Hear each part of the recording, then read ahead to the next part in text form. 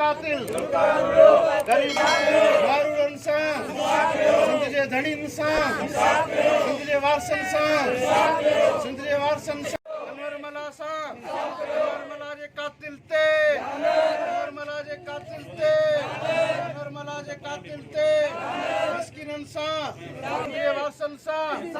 गुलकार बुरड़े खे गुलकार बुरड़े खे गुलकार बुरड़े खे ही दहशतगर्दी ही दहशतगर्दी ही गुंडागर्दी ही गुंडागर्दी मिस्किन सां जुल्म मिस्किन सां जारी आहे जारी जारी आहे जारी नारा सैयद नारा हुसैन मुझे भागे मारे तुम्हें बुझा के जो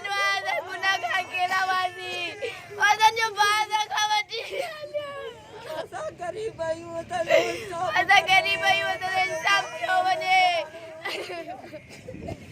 आया ना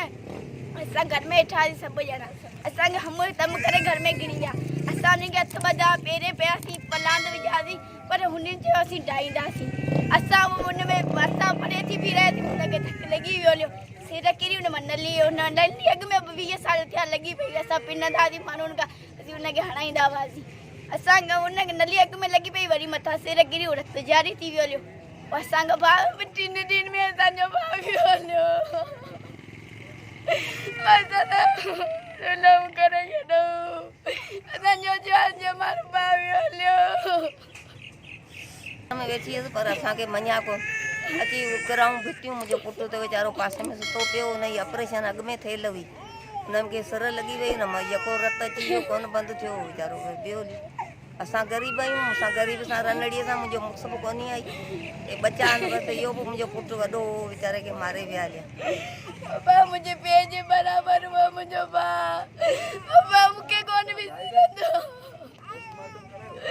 बाबा मुझे जानी बाबा मेरा दोस्त साफ़ी भाइरो जी त असांजो अॼु जेको परम माने रेलवे स्टेशन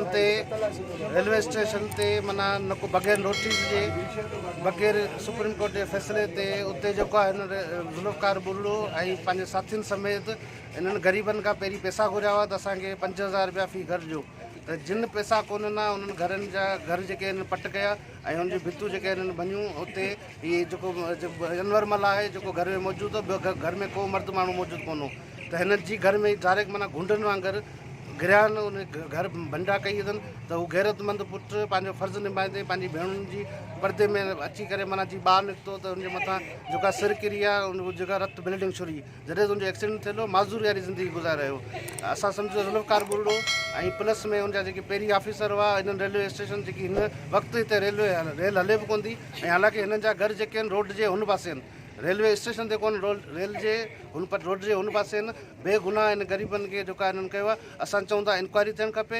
ऐं जेके माना हिननि रेल जा सामान खपाया आहिनि ऐं हिते पंहिंजा प्लाटिंग वेठो वेठा आहिनि हिते दुकान जेके पंहिंजा वेठो वेठा आहिनि हिननि ते इंक्वायरी करे हिननि खे गिरफ़्तार करे ऐं क़तल जी एफ आई आर हिननि ते कटी वञे ज़ुल्फ़कार बुर्ड़े उनजे साथियुनि ते क़तल जी एफ आई आर कटी वञे हिन ग़रीबनि सां जेसि ताईं इंसाफ़ न थियो जीअं संद माज़ हिननि सां हर विख ते गॾु हूंदी ऐं हिन सां गॾु वेंदासीं ऐं असां कल्ह मीटिंग में तय कयो आहे जेकॾहिं हिननि खे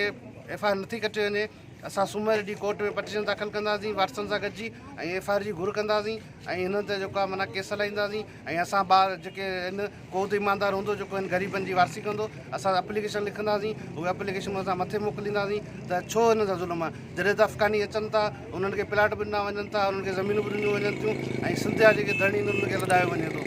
हिते जेको माना सिस्टम 2 नंबरी हले पियो ऐं जेके सिंधी धणियुनि सां जेको ज़ुल्म आहे असां हिननि सां गॾु वेंदासीं।